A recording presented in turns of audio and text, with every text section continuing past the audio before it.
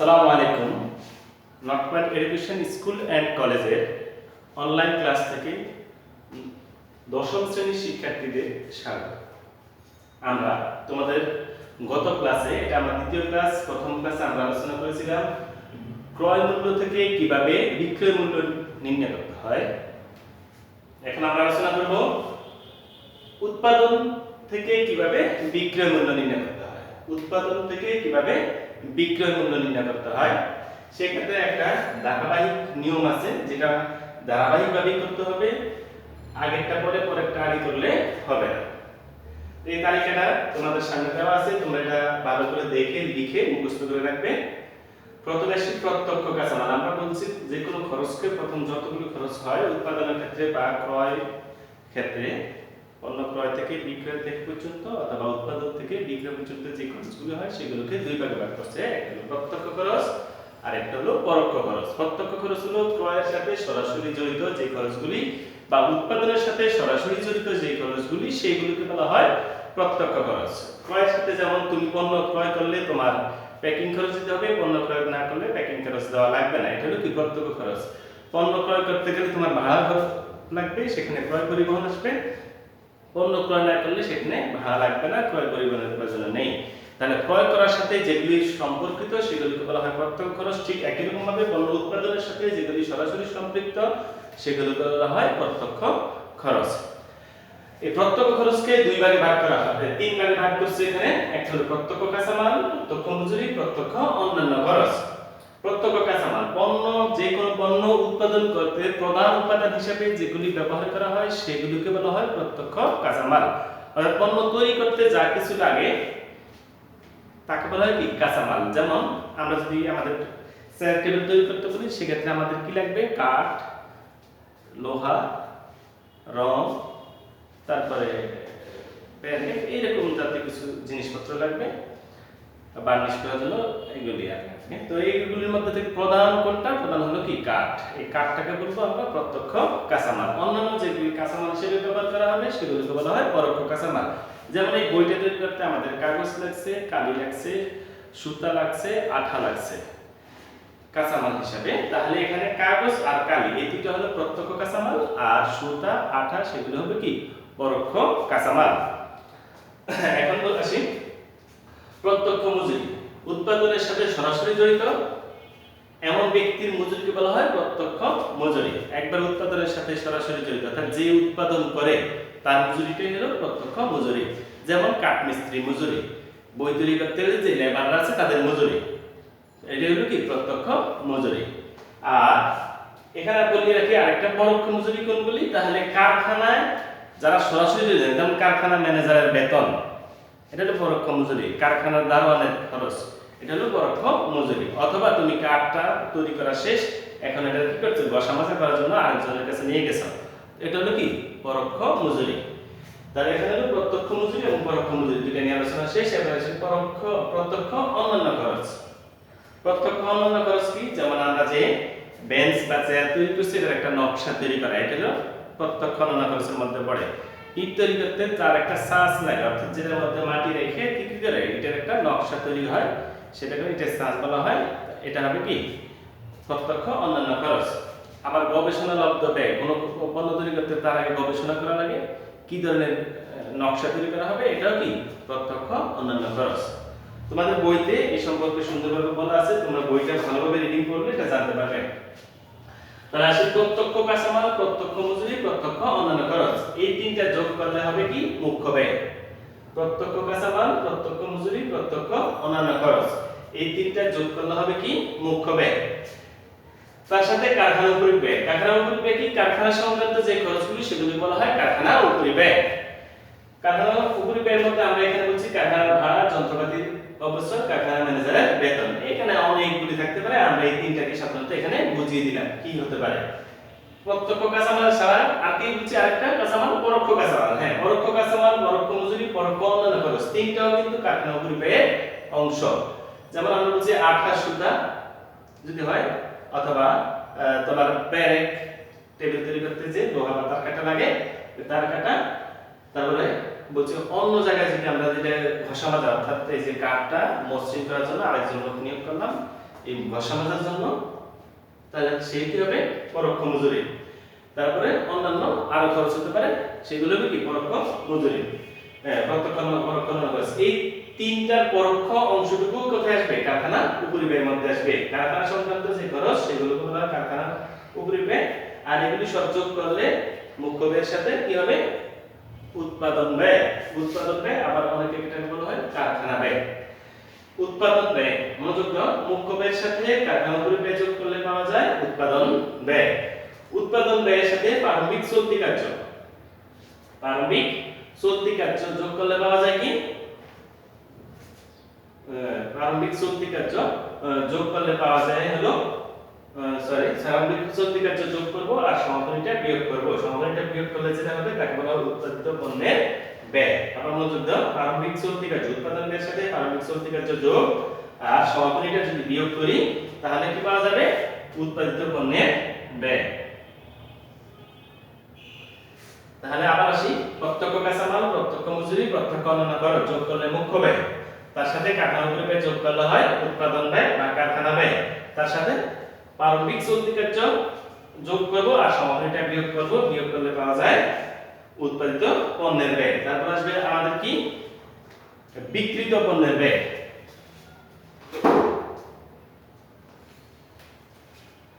উৎপাদিত পণ্যের ব্যয়, এখানে আমরা কি পেয়েছিলাম? উৎপাদিত পণ্যের ব্যয়। কি কি যোগ করছিলাম? প্রত্যক্ষ কাঁচামাল, প্রত্যক্ষ মজুরি, প্রত্যক্ষ অন্যান্য খরচ, তিনটা যোগ করে পেয়েছি আমরা মুখ্য ব্যয়। তার সাথে কারখানা উপরিব্যয় যোগ করছি, যোগ করার পরে পেয়েছি উৎপাদন ব্যয়, যাকে আমরা আরেকটা নামে রাখতে পারি কারখানা ব্যয়।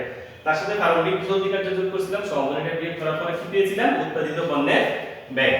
এবার উৎপাদিত পণ্যের ব্যয়ের সাথে যোগ করব, যোগ তৈরি পণ্যের, তৈরি পণ্য অর্থাৎ যে পণ্যগুলো তৈরি হয়ে গেছে, তৈরি পণ্যের প্রারম্ভিক মজুদ যোগ করব।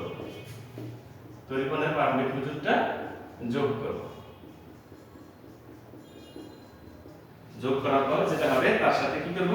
বিয়োগ তৈরি পণ্যের সমাপনী মজুদ। তৈরি পণ্যের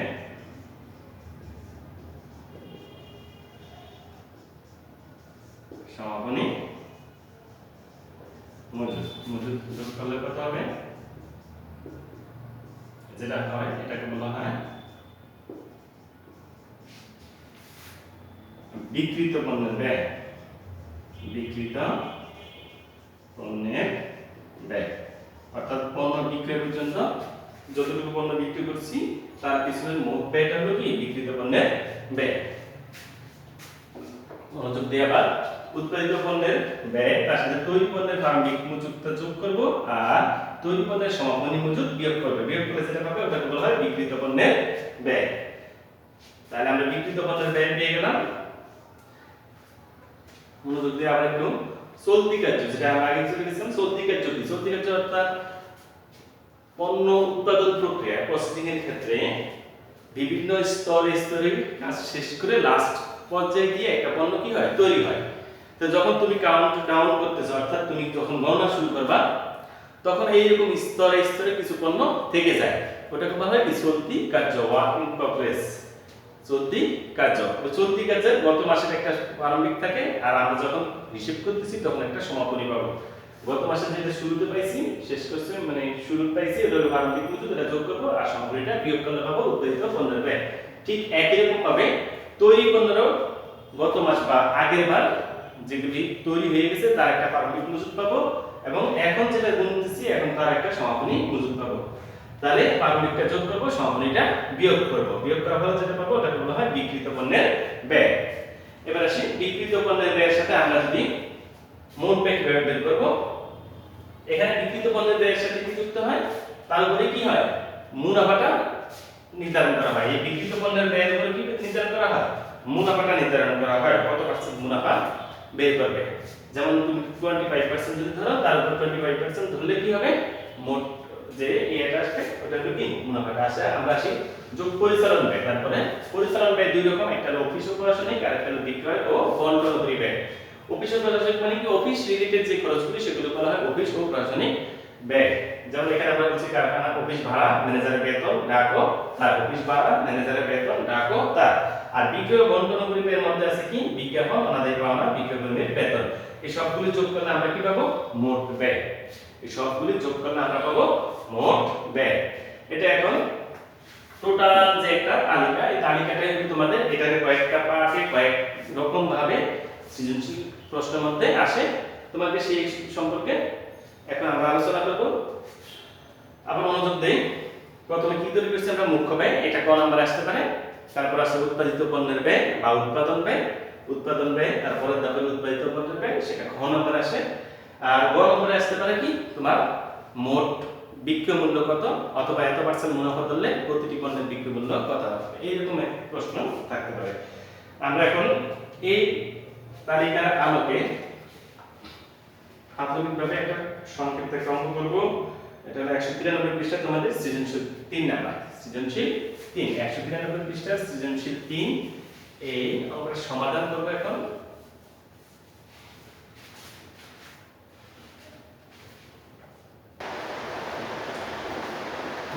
আমরা বলছিলাম ক নাম্বার করতেছি আমরা। ক নাম্বার কি বলছিল, শাপলা প্রিন্টার্সের রূপান্তর ব্যয় নির্ণয় করো। রূপান্তর ব্যয় মানে কি, রূপান্তর ব্যয় হলো প্রত্যক্ষ শ্রম প্লাস কারখানা উপরি ব্যয়। প্রত্যক্ষ শ্রম মানে প্রত্যক্ষ মজুরি, প্রত্যক্ষ শ্রম মানে কি প্রত্যক্ষ মজুরি, প্রত্যক্ষ মজুরি প্লাস কারখানা উপরি ব্যয়, এই দুটো যোগ করলে কি পাওয়া যায় রূপান্তর ব্যয়। আমাদের এখানে কি করতে বলছে কি রূপান্তর ব্যয়। তাহলে কার প্রত্যক্ষ মজুরি এখানে দেখো লক্ষ্য করো, প্রত্যক্ষ মজুরি আছে 12,500 টাকা, তার সাথে কারখানা উপরি ব্যয় আছে কি আমরা বলছি পরোক্ষ কাঁচামাল হিসেবে যেগুলি ব্যবহার করা হয় সেগুলোকে আমরা কারখানা উপরি ব্যয় অন্তর্ভুক্ত করি। তাহলে এখানে আঠা ওষুধ এটা কি পরোক্ষ কাঁচামাল, আঠা ওষুধ এটা কি ছিল পরোক্ষ কাঁচামাল, এটা কারখানা উপরি ব্যয়ের সাথে যুক্ত হয়েছে। তাহলে আঠা ও কাঁচামাল, কারখানা ভাড়া, কারখানা বিদ্যুৎ, এই তিনটা যুক্ত করে কত হয়েছে 18,500 টাকা। তার কারখানা উপরি ব্যয় হলো 18,500 আর প্রত্যক্ষ শ্রম হলো 12,500, মোট 31,000 টাকা। তাহলে রূপান্তর ব্যয় হলো 31,000 টাকা। ঠিক আছে, আমরা বলি রূপান্তর ব্যয় কি প্রত্যক্ষ শ্রম বা মজুরি যোগ কারখানা উপরি ব্যয়, এই দুইটা যোগ করলে কি পাওয়া যায় রূপান্তর ব্যয়। অর্থাৎ একটা পণ্য রূপান্তর করার পিছনে যে খরচ তাকে বলা হয় রূপান্তর ব্যয়। এক রূপ থেকে আরেক রূপে রূপান্তরের জন্য যে খরচ সেটাকে বলা হয় কি রূপান্তর ব্যয়। এখানে পণ্যের কাঁচামাল পরিবহন খরচ এগুলি এখানে আসবে না, শুধু রূপান্তর করতে গিয়ে কাঠ দেওয়া হয়েছে, কাঠকে টেবিলে রূপান্তর করছে, এর মধ্যে যে খরচটা সেটাকে বলা হয় কি রূপান্তর ব্যয়। এবার আসি খ নাম্বার বলছিল শাপলা ট্রেডার্সের প্রতিটি ডায়েরির উৎপাদন ব্যয়। প্রতিটি এখানে কয়টি ডায়েরি উৎপাদন আছে দেখো, প্রশ্নের একেবারে উপরে লেখা আছে 5,500টি। কয়টি ডায়েরির উৎপাদন ব্যয় খরচ দেওয়া আছে 5,500টি ডায়েরির খরচ দেওয়া আছে। এখানে আমাকে বলছে একই ডায়েরির উৎপাদন ব্যয় বের করো। তাহলে আমরা প্রথমে উৎপাদন ব্যয় বিভিন্ন যেভাবে দেখেছিলাম আমরা সেভাবে করব।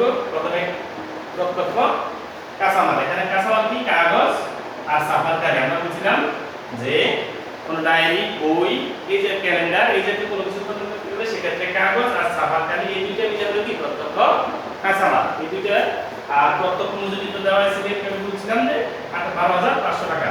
তাহলে সব মিলে কত হলো 1,07,500 টাকা। এখানে প্রত্যক্ষ অন্যান্য কোনো খরচ নাই বিদায় এই দুইটাই যোগ। এই দুইটা কি বলছিলাম প্রত্যক্ষ কাঁচামাল, এই দুইটা হলো কি প্রত্যক্ষ কাঁচামাল আর এটা হলো প্রত্যক্ষ মজুরি। আর প্রত্যক্ষ অন্যান্য খরচ নাই, সুতরাং এই সব মিলে যোগ করলে আমরা 1,07,500 টাকা পেলাম। এই এগুলো যোগ করলে কি জানো বলে মুখ্য ব্যয়, এগুলো যোগ করলে বলা হয় কি মুখ্য ব্যয়। তার সাথে যোগ করব কারখানা উপরি ব্যয়। যদি আমরা ক নাম্বারে বের করে দিয়েছিলাম কারখানা উপরি ব্যয় হলো 18,500 টাকা, তাহলে কারখানা উপরি ব্যয় ক হতে পারতো 18,500, সব মিলে 1,26,000 টাকা, সব মিলে 1,26,000 টাকা। মোট উৎপাদন ব্যয় 1,26,000 টাকা। তাহলে এখানে কয়টা 5,500টি ডায়েরির উৎপাদন ব্যয় হলো 1,26,000 টাকা। এখন আমরা প্রতিটি ডায়েরির উৎপাদন ব্যয় করব। তাহলে প্রতিটি ডায়েরির উৎপাদন ব্যয় কত হবে 1,26,000 ভাগ 5,500 টাকা। 5,500 তে ভাগ করলে হয় 22.9090 এরকম আসতে থাকে। তাহলে আমরা এটা করতে পারি 22.90 না বলে যেহেতু শূন্য পরে 4 বেশি আছে তাহলে আমরা 9 করব। তাহলে প্রতিটি ডায়েরির উৎপাদন ব্যয় কত বের হলো 22 টাকা 91 পয়সা, অর্থাৎ 22.91 টাকা। তাহলে আমরা বের করতে পারলাম কয়ের উত্তর প্রতিটি ডায়েরির উৎপাদন ব্যয় 22 টাকা 91 পয়সা অথবা 22.91 টাকা। এখন আমরা করব গ নাম্বার মোট উৎপাদন ব্যয়। মোট উৎপাদন ব্যয় এখানে আমরা কত বের করছিলাম মোট উৎপাদন ব্যয় 1,26,000 টাকা, মানে বলছে মোট উৎপাদন 1,25,000 টাকা ধরে শাপলা প্রিন্টার্সের প্রতিটি ডায়েরির লাভ বা ক্ষতি নির্ণয় করো। মোট উৎপাদন ব্যয়ের পরে কি দেওয়া আছে মনে আছে? অফিস ও প্রশাসনিক উপরিব্যয়, আর আছে কি বিক্রয় ও বন্টন উপরিব্যয়। এই দুটো যোগ করলে আমাদের মোট ব্যয় বের হবে, তার সাথে আমরা কি মুনাফা যোগ করব, আর মুনাফা যোগ করলেই আমরা কি পাবো? বিক্রয় মূল্য। সরি, এখানে বিক্রয় মূল্য একটা উদ্ধৃত মূল্য দেওয়া আছে, অর্থাৎ দরপত্রের উদ্ধৃত মূল্য। দরপত্র মানে কি? ইংরেজিতে তাকে বলা হয় টেন্ডার। যে কোনো প্রতিষ্ঠান তার পণ্য বা কাজ করার জন্য টেন্ডার আহ্বান করে বিভিন্ন ঠিকাদার কোম্পানি থেকে। তো তারা যে সবচেয়ে কম মূল্য তার কাজ বা পণ্য সরবরাহ করতে পারবে তাকে কি কাজ দেয়। এখানে এই প্রতিষ্ঠান যখন টেন্ডার করছিল তখন তারা বলছিল প্রতিটি ডায়েরি তারা কত দিবে? 35 টাকা করে দিবে। তাহলে তাদের প্রত্যাশিত বিক্রয় মূল্য প্রতিটি ডায়েরি কত? 35 টাকা। সেই 35 টাকা ধরে কি লাভ হবে না ক্ষতি হবে তা নির্ণয় করতে বলা হয়েছে। প্রতিটি ডায়েরির লাভ বা ক্ষতি নির্ণয় করতে বলা হয়েছে। আমরা এখন করব প্রতিটি ডায়েরির লাভ ক্ষতি নির্ণয় করব।